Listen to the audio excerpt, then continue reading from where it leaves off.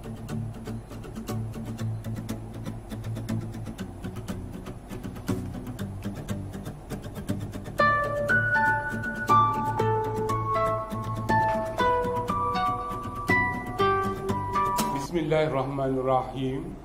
Hamka pernah berkata, membaca buku-buku yang baik bererti memberi makan rohani yang baik-baik. Assalamualaikum dan salam bahagia. Saya Zulkifli bin Daud, Guru Penolong Kanan Hal Ehwal Murid Sekolah Kebangsaan Cabang 4 Tumpat, akan bersama-sama pada hari ini untuk membicarakan sebuah buku yang menjadi pilihan dan kegemaran saya.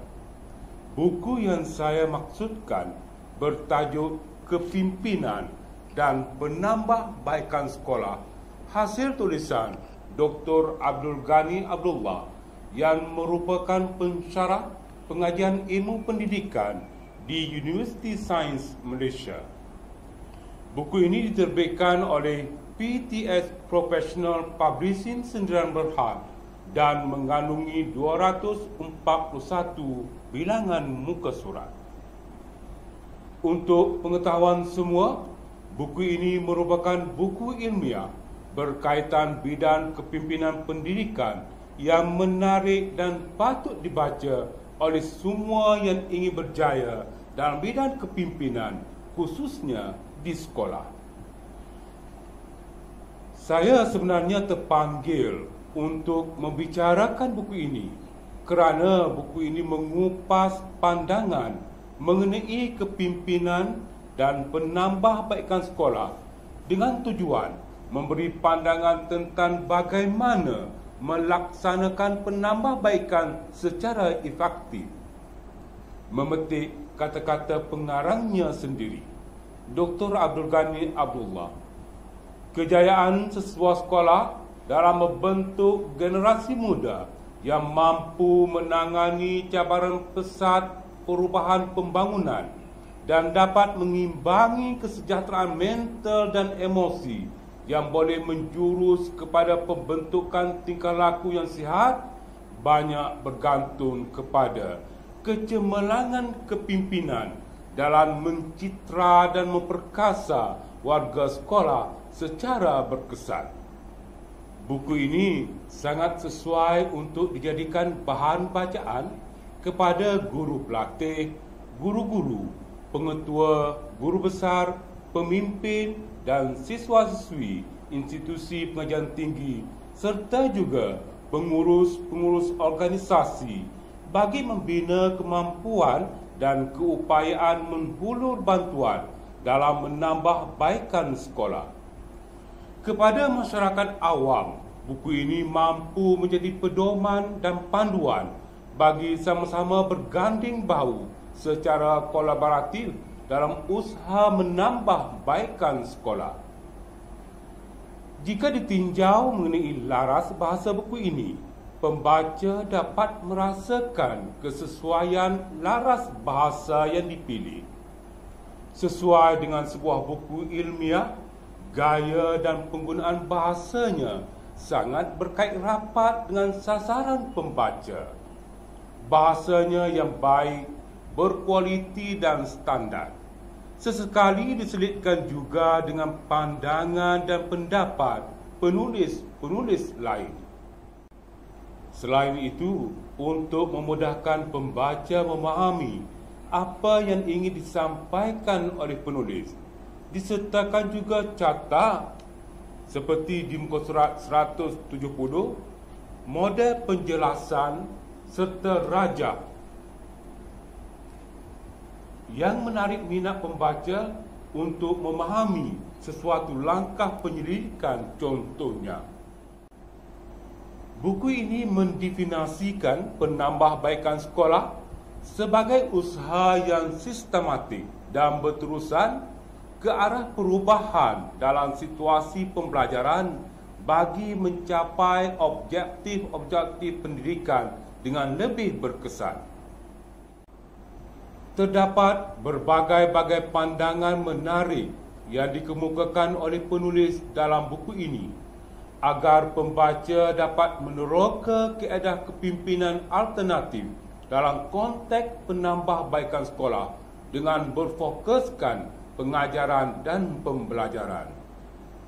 Banyak perkongsian ilmu dan pengalaman dalam melahirkan pemimpin yang berjaya digarapkan dalam buku ini kerana kecemerlangan itu dipimpin oleh pemimpin itu sendiri.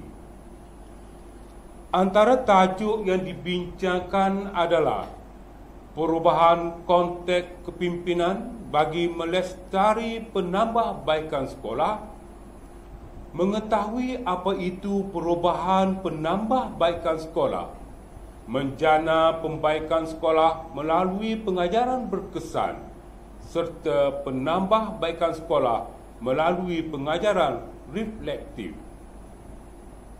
Membaca buku ini memberi pedoman kepada kita mengenai kejayaan sesebuah sekolah.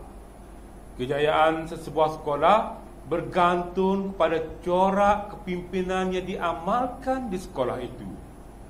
Dalam menghadapi transformasi pendidikan, penambahbaikan perlu dilaksanakan di sekolah selaras dengan 11 anjakan yang tergandung dalam Pelan Pembangunan Pendidikan Kementerian Pendidikan Malaysia 2013 hingga 2025. Perubahan dunia yang pesat dalam bidang teknologi maklumat dan ekonomi menuntut perubahan di dalam bidang pendidikan bagi melahirkan modal insan yang berwawasan pada masa hadapan. Kemenjadian dan keberhasilan pencapaian pelajar dan sekolah pada masa yang akan datang dicorakkan dengan penambahbaikan yang dilakukan pada masa sekarang. Kita lihat beberapa pandangan yang diberikan oleh penulis mengenai perubahan konteks kepimpinan, penambahbaikan sekolah dan pasca kepimpinan pengajaran. Sekolah merupakan agen yang penting dalam pembinaan generasi masa depan. Sebagai seorang pemimpin sekolah, pengetua maupun guru besar berperanan dan bertanggungjawab membuat keputusan dan penambahbaikan pengajaran pembelajaran bagi memastikan sekolahnya berada di landasan yang betul untuk mencapai tahap kecemerlangan yang tinggi dan kemenjadian murid yang dihasratkan. Seterusnya kita lihat bagaimana buku ini boleh diaplikasikan kepada pembaca untuk menjadi pemimpin sekolah. Pengetua maupun guru besar ialah pemimpin formal kepada organisasi sekolah. Namun demikian, pada hakikatnya dalam mencapai visi dan misi serta matlamat sesebuah sekolah, kepimpinan sekolah bukanlah digalas oleh guru besar atau pengetua sahaja, tetapi turut melibatkan guru-guru yang berkhidmat di sekolah berkenaan.